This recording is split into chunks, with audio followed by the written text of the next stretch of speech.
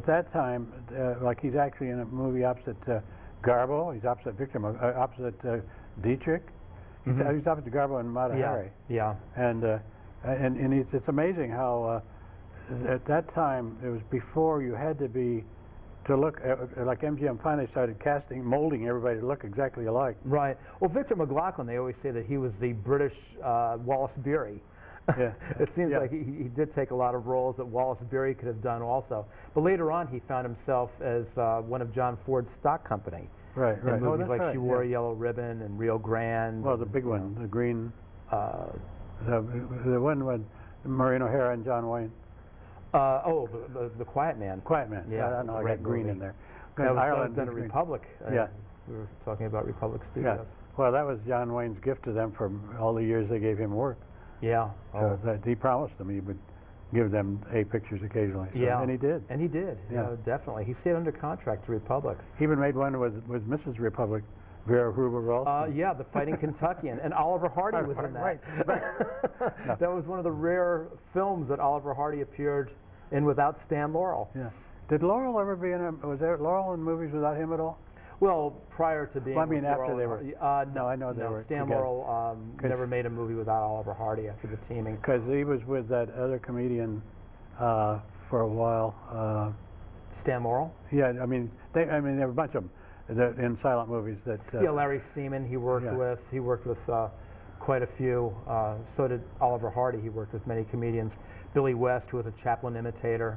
Yeah, and well, how old was Hardy and Laurel and Hardy when they died? They weren't very old, were they? Well, Stan was 74 and Hardy was 65. Okay, you know that isn't very old when you stop and think about it. Not by today's standards. No, well, even young. Even that. Of course, there's so many. Not so many, but it is the ones who do die young. They become more famous than they possibly would have been. James Dean, Marilyn Monroe, and well, even Thelma Todd. If she hadn't been murdered, of course, a lot of people wonder who's Thelma Todd. She really wasn't murdered, from what I understand. Well, I like the theory that she was. Yeah. Let's leave her murdered. Yeah. according to Bill Everson, Chester Morris said that he was there when Roland West, who was Thelma Todd's boyfriend, was dying in the hospital, and he claimed he shut the door to the garage, and she died of carbon monoxide poisoning.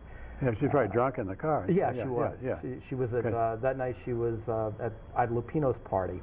You know, speaking of this is sort of a weird sense of humor to think of it, but a friend of mine, well, I used to work with Julia Mead, who made a few movies. She was mostly in commercials on television. But she made a movie called Zotz, and one of the persons in it was Margaret Dumont. Oh. And Margaret Dumont, she said, she was talking to Julia about how her career was so terribly interrupted when the New York Times ran her obit, and I wasn't dead.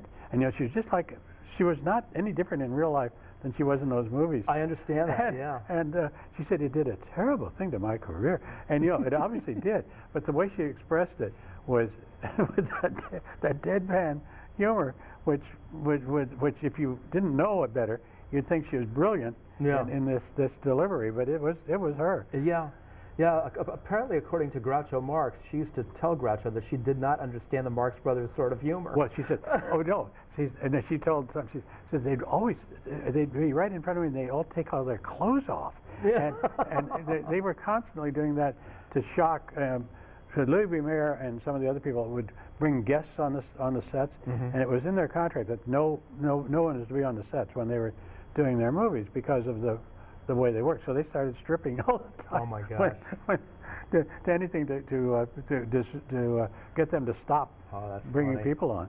Typical Marx Brothers. I can't think of anything less interesting than those four nude. Really?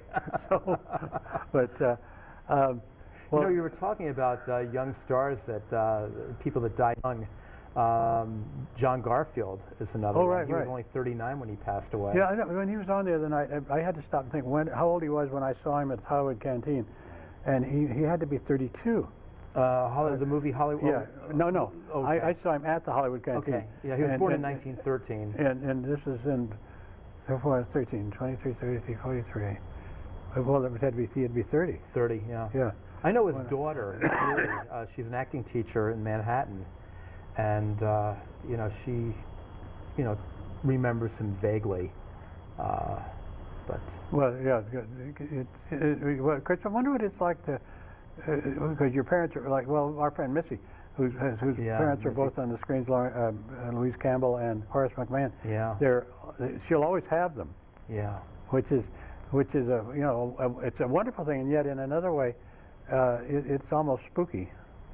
Well, yeah. Well, but it'd be wonderful. It still would be wonderful. It is wonderful to always have your parents. Yeah. Yeah. Because my father had something to do with the original Wizard of Oz in close to 1900. Oh. That Wizard of Oz, not the movie. Yeah. And okay. The Broadway play. Yeah.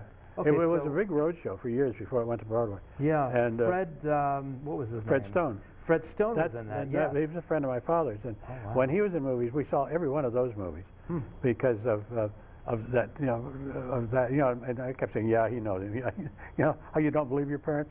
Wow. But it's interesting to see. He was also in one of my favorite Jerome Kern musicals. It's called Stepping Stones, and that comes in late 1927, and it's got a song called Once in a Blue Moon. It's one of the most beautiful songs ever written, and that's one of the reasons I like these old movies, and because you'll sometimes encounter a song. Yeah, I've heard of the song, but I don't recall it. It's absolutely gorgeous. Yeah. So Jerome Kern, huh? Yeah, and and there's a movie called Transatlantic Merry-Go-Round. Oh yes, Jack I know Benny. that. There's a couple songs in that. I can't think of them right now, but when I saw them as a kid, I just flipped over them. Yeah. I wonder if I'll have to dig that up. Transatlantic Merry-Go-Round, I think, was 1934, if I'm not mistaken. Well, this was another one that didn't get a downtown opening in Omaha. It was not considered a very good movie, but as a kid, I loved it. Yeah. And, to turn back the clock to solve everything. Yeah. So,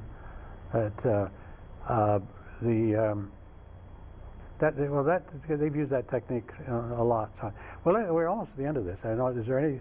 When are you? Well, you haven't even started on your book yet, so we can't say you've gotten. Well, actually, you know what? The book is pretty much finished. No, it's not. I got news for you. I wrote a book, and I thought it was pretty much finished. You haven't even started. Really? Yet. I'm going to be working on the book proposal very shortly, as a matter of fact. And well, yeah, because it's once you start in working with editors and so on, just hope you get one editor that stays with you. I had 11 editors when I was doing my book, and each one thinks they have to contribute. They don't know they're editors. They're not creators. Yeah. And they have to rewrite to prove themselves. Yes. So anyhow, good luck on the book. Thank you very much. Thank you. And thank you, Jerry. We'll have to do this on a semi-annual basis. Okay. I great. think that. Well, I can see we got about an hour and a half into this half hour of information. Yes. Whether they want it or not. Thank you, and come back. So.